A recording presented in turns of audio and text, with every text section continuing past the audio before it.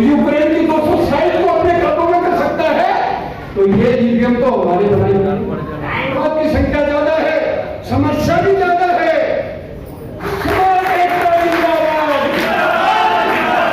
जिसकी जितनी संख्या भारी वो हमारा राज तुम्हारा।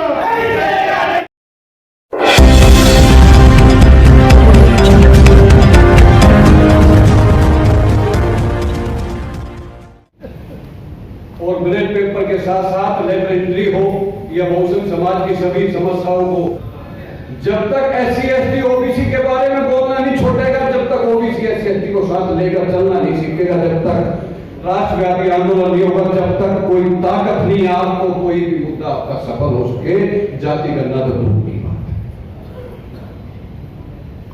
सबसे बड़ा मुद्दा है बहुजन समाज में धर्म और जाति, और धर्म और जाति जब से इस सृष्टि का निर्माण हुआ है, और जब तक ये सृष्टि रहेगी, ना धर्म जाएगा ना जाति जाएगी, और हम सब लोग लगातार हमारे नेता एक दूसरे की जाति पर विकास कर अपना समय व्यर्थ करें। अगर मैं यदुवंशी पर सभा चलाता हूं और बहुजन समाज की आवाज को ईमानदारी से हटाता हूं, और मैं किसी भी भगवान को मानता हूं, और भगवानों का भी भगवान और कोई सबका बाप है, तो वो कर्म कर्म कर्म, और जो कर्म मानव करता है उसी शिवने से उसकी पहचान होती है। आज हमारी जाति से नहीं, विजेंद्र यादव की कर्म करने से पहचान है। आज हम सब लोगों को किसी जाति पर कटाक्ष नहीं करना चाहिए। अगर आज मैं यादव समाज के नाते नहीं, मैं आज यहां बहुजन समाज के नाते है। अभी पिछले वक्ता ने कहा कोई यादव कोई कुछ, मैं कहना चाहता हूं जिस दिन आप ये जाति और धर्म की बात छोड़कर, वो जो बहुजन समाज के साथ 5000 नहीं, इस आजादी के 75 साल से ही ले लो, जितना 75 साल के अंदर जो आपके हक अधिकार को छीना जा रहा है, जो दलितों और पिछड़ों पर अत्याचार अन्याय हो रहा है, आज आपको न्यायपालिका राजकीय और कार्यपालिका के अंदर आज आपकी जो हिस्सेदारी है वो होनी चाहिए कि जो 80 से 90%, आज वो 5% भी आपकी हिस्सेदारी नहीं है, और आप जाति और धर्म पर अटक रहे हो। और वो जाति और धर्म के नाम से ही आज श्री राम के नाम से 2 बार सत्ता में आ चुके हैं। अब उनका अगला निशाना भगवान श्री कृष्ण है। उन्होंने कहा राम के बाद मथुरा की बारी, और मथुरा के बाद काशी की बारी है। अब लोग कहेंगे ये तो बहुत धार्मिक है। मैंने कहा ना, विजेंद्र यादव को धर्म से मत जोड़ो, विजेंद्र यादव के कर्मों से जोड़ो। अगर विजेंद्र यादव बहुजन समाज के आवाज को उठा रहा है, बाबा साहब के मिशन को, फूले के मिशन को, पंजाब के मिशन को लेकर चल रहा है, तो आप उसको देखिए, आप विजेंद्र यादव की जाति को मत देखिए। कल हमारे नेशनल दस्तक के समूह जी पढ़े जोश में कह रहे थे कि ओबीसी ने नाश कर दिया।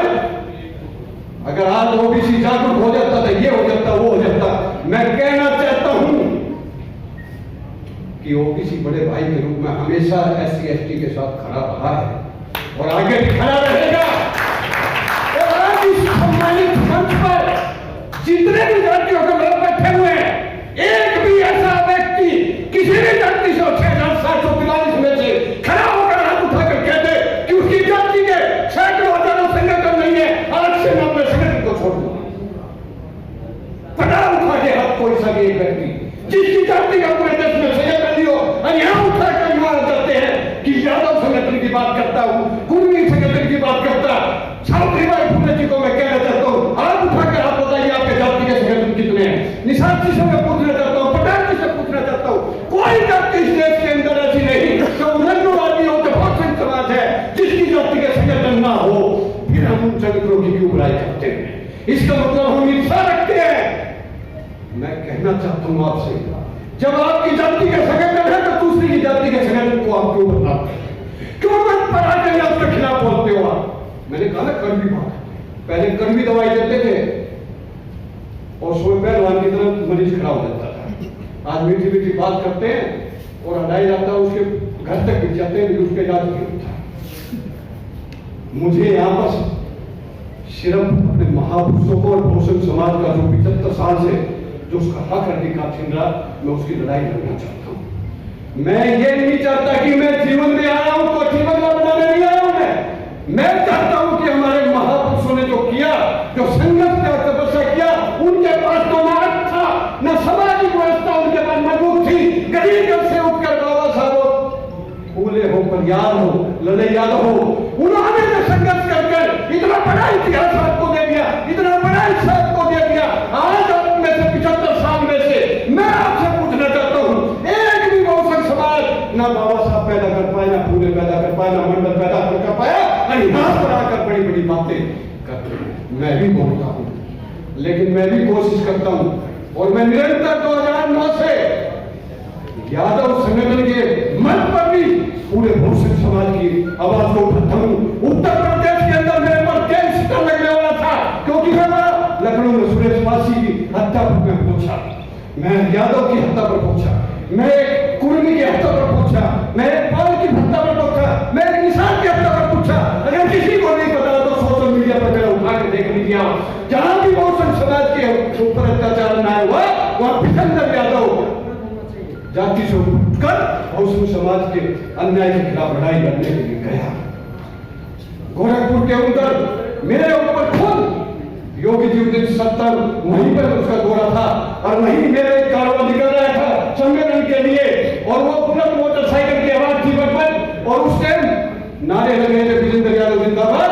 तो योगी के पुलिस अधिकारियों ने कहा कि विजेंद्र यादव के साथ गुंडे चल रहे थे, और मोटरसाइकिल की आवाज को कहा, गोलियां छोड़ते हुए चल रहे थे।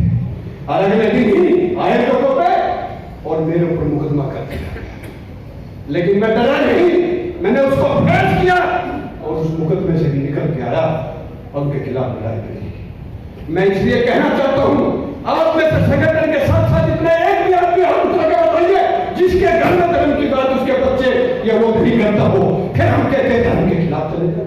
अरे 75 साल में हम ये चीज करते करते आज हमारे कितने लोग निकल गए। आज अगर बच्चों को कुछ हक देना है तो धर्म जाति से ऊपर उठकर कर्म करो, कर्म करो, कर्म करो, और कर्म वो करेगा जो अच्छा भारतीय, अच्छा मानव होगा, चाहे वो यादव हो, चाहे कुर्मी हो, लोहार हो, चमार हो, चाहे पाल हो, चाहे गड़ैया हो, चाहे वो कोई भी समाज का हो। इसलिए जब हम धर्म में भी जाते हैं, कांवड़ में भी जाते हैं, सब में भी जाते हैं, तो फिर हम इस मंचों का धर्म के खिलाफ क्यों बोलते हैं? तो इसलिए मैं कहना चाहता हूं आप सब लोगों से कि आप सब लोग जाति से गणना कराना चाहते हो, ब्लैक पेपर से चुनाव कराना चाहते हो। हमारे बीच में सांसद महोदय जी आए, उनका भी जोरदार तालियां बजाना चाहिए। अभी हमारे एक भाई ने कहा कि 170 ऐसी समाज से आते हैं, संविधान से तहत उनको कोई बदल नहीं सकता, वो 170 ऐसी पक्के हैं, लेकिन ओबीसी का कोई अलग समय या राजनीति में वो फिर भी अपनी लड़ाई लड़कर कहीं ना कहीं अपनी उपस्थिति दर्ज कराता है। इसलिए मैं कहना चाहता हूं कि हमें तो अपनों ने ही लूटा, गैरों में कहा दम था।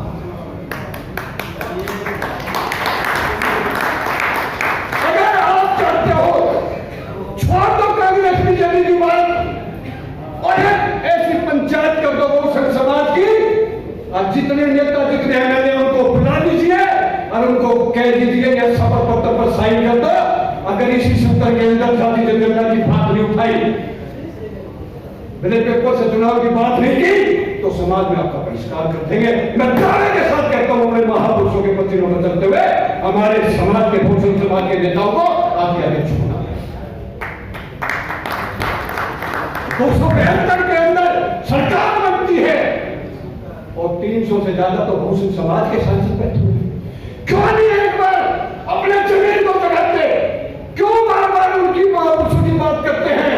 क्यों नहीं महापुरुष बनना चाहते? क्यों नहीं उनके बच्चों पर चलना चाहते? क्योंकि सबको वहां सुख मिलता है, वहां लाभ मिलता है।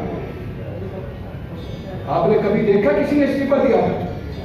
हमारे लोग कहते हैं मन्नूवाद के, आज हमारे बहुत समाज के नेताओं को आप उठा के देख लीजिए, उनके घर में गृह मंत्री सारे के सारे मन्नूवादी हैं। चाहे वो एससी का नेता हो, चाहे वो ओबीसी का नेता हो, चाहे वो किसी का भी नेता हो, एक तरफ तो बात करते इन्होंने हमारा हक छीन लिया और एक तरफ उन्हीं से रिश्ता होती बेटी का है। आप किस पर भरोसा करते हो? इसलिए परिवर्तन जिस दिन आप करना शुरू कर दोगे धर्म पर कटाक्ष करना, मैं बहन जी को भी बोलता हूँ, आज मैंने कहा था कल भी बात कर रहा हूँ, इस देश के अंदर सबसे ज्यादा धार्मिक बहुजन समाज के लोग हैं। और अगर आज हमारी संख्या एकजुट नहीं होती और कम संख्या रहती है, उसका यही कारण है कि यादव को कहते थे कृष्ण भगवान तो काल वो तो थे नहीं। यादव कहेगा ऐसे कैसे बोल रहा भाई, ऐसे कैसे बोल रहा भाई? मैंने कहा कृष्ण भगवान काल्पनिक थे, लेकिन उन्होंने कहा कर्म ही प्रधान, तो मैंने उसको पकड़ दिया, कर्म ही प्रधान। तो कृष्ण को छोड़ दो, उसकी बताई होते हैं सबको। एक तरफ कहते हो बाबा साहब ने ये बताया, पुणे ने ये बताया, उसका ध्यान है, लेकिन जिसके पीछे दुनिया पागलों की तरह लगी हुई है, उनमें भी अगर कोई अच्छाई थी उसको लेके चलो, बुराई ये छोड़ दो।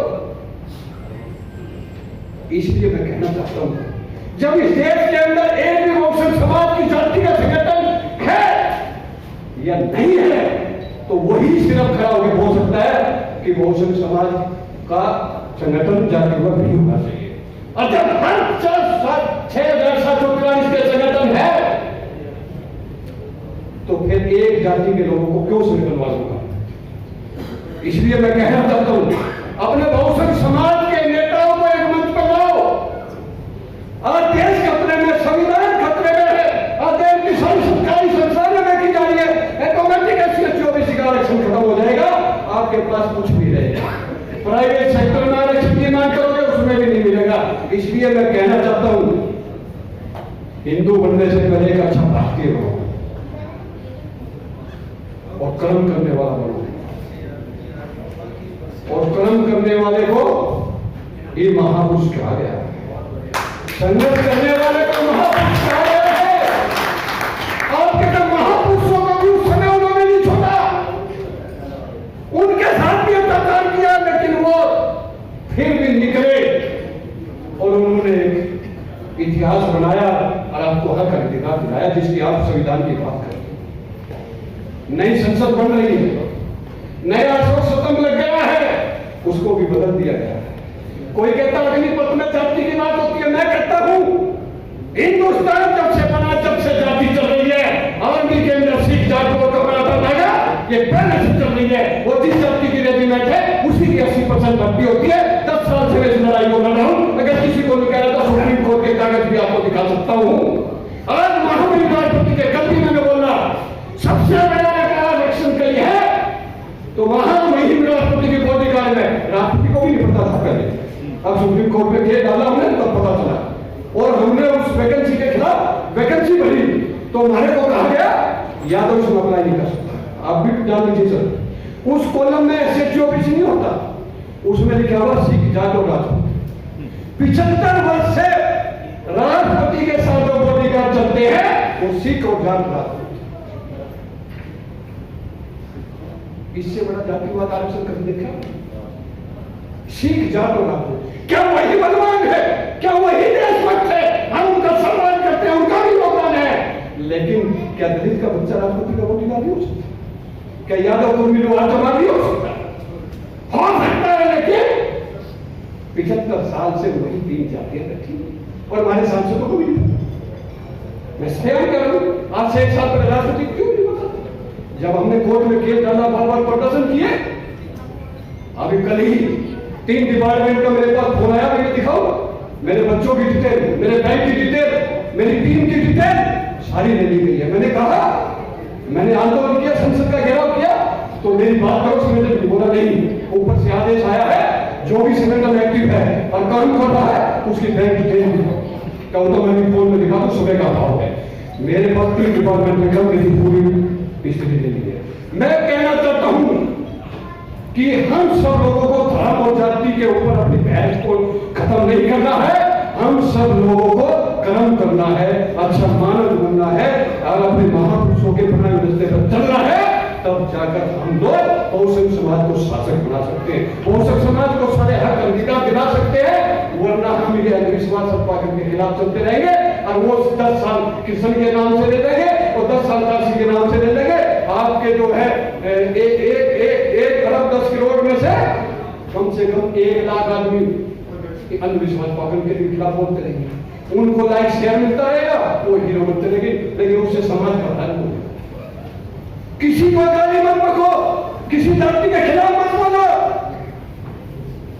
सिर्फ जो आपके साथ अन्याय कर रहा है, जो आपके साथ हक अधिकार छीन रहा है, हमारे गुमान को उसके खिलाफ लड़ने की जरूरत है। और जो आपके हक की लड़ाई लड़ रहा किसी भी जाति का है, तो उसको सम्मान देना सीख लो। कि वो जाति के संगठन से आपका सम्मान कर रहा है, चाहे वो देश का नागरिक उनके नाम से। इसलिए जितने नागरिक एकजुट होकर अपने बहुसंख्यक समाज को एक मंच पर ले आओगे। एक शिंदे जैसा 50 विधायक तोड़कर सबसे बड़ी हिंदू पार्टी थी शिवसेना, जिसकी आगे सब सरकार था मोदी करके, लेकिन आज उसको तोड़ दिया, आज मुख्यमंत्री बन गया। क्या हमारे 300 से ज्यादा सांसद गले में घंटी बांधना करते गांव में, फंसे हुए। और जिस दिन ये बहुसंख्यक समाज के नेता को उनके लोग उनके क्षेत्र में निपटने देंगे, उनको वोट का बहिष्कार कर देंगे, छोटा बीजेपी कांग्रेस को हमारे लोगों ने हमें उठाया है, हमारे लोगों ने मतलब आदमी उठाई, अगर वो उठाते तो आज हमें मंच पे सेमिनार करने की जरूरत है, क्योंकि आपने पूरे हिस्सेदारी के साथ उस संसद में अपने लोगों को भेजा। अब कोई ये कहे मुझे तो मोदी ने बनाया, अरे तो मोदी को भी तो हमने बनाया है। मोदी कहां से आ गया, योगी कहां से आ गया। लेकिन भाई तो सारी वोट की ताकत तो खत्म होगी, तो ईवीएम चाल है। अब लोग कहते हैं ईवीएम ऐसी होती। यूक्रेन रूस के अंदर रूस ने 260 यूक्रेन की कब्जा कर लिया अपने खाते पे, जानते हो तो सुन लो। आज बैंकों से पैसा आता निकलने लग गया, आपको पता नहीं, आप कह रहे हैक नहीं हो सकता। अरे जब रूस यूक्रेन की 260 को अपने खातों में कर सकता है, तो ये ईवीएम तो हमारे बनाई।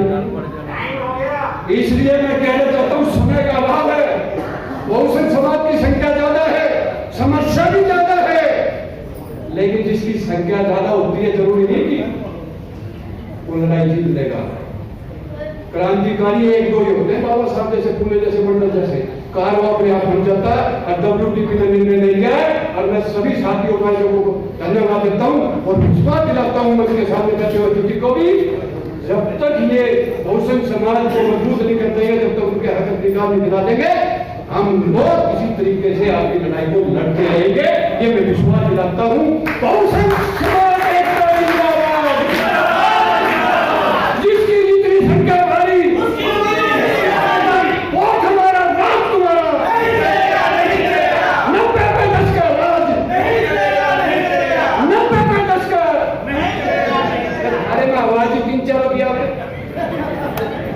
संसद चल रही है, सांसद भी बैठे हैं।